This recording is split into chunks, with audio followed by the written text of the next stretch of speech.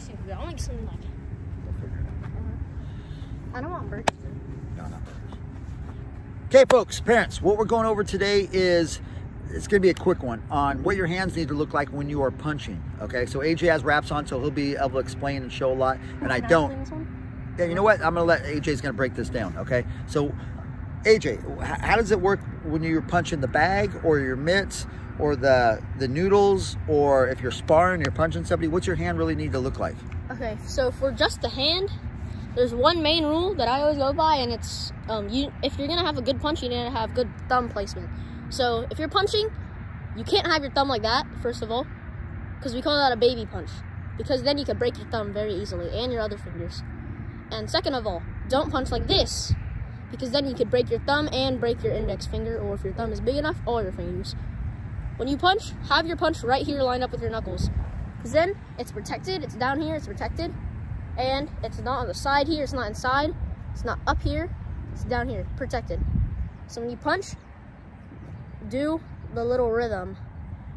So when you punch, it should just be good job, quick. AJ. And when you punch, don't punch like halfway.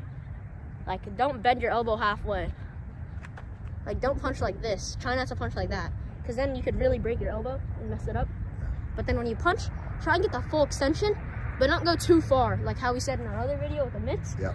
Don't throw out your punches, because if you throw out your punches and bend your elbow too far, you could bend your elbow the other way, or even pop your shoulder. You hyperextend the arm. Yeah. That's what we just had one of the guys do that the other day.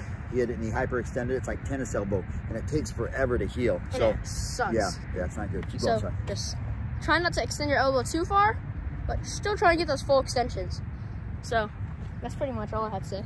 Okay, that was really good. So together, let's make a fist. So we have our hands up right here. Let's go like this. No, wait up for me. Ready? 5, 4, 3, 2, 1. Boom.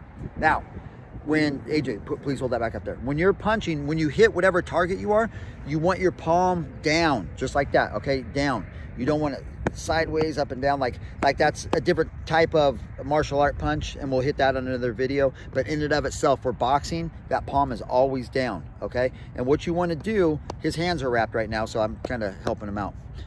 You want to punch with these 2 big knuckles, not the 2 little ones.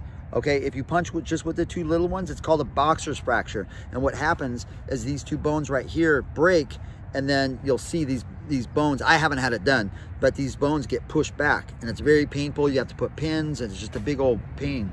So just don't rush the punch. Don't try to punch harder than you need to. Like AJ said, just turn it over, extend it, and punch with those 2 big knuckles, right?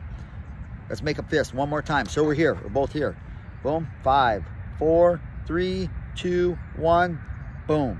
That's how you make a fist, and that's what you want to punch with. A good example is if you look at the wrap, you can kind of see how it goes down here. It's smaller, and it goes up, and it kind of is like a hill. It gets bigger as it goes towards my bigger knuckles.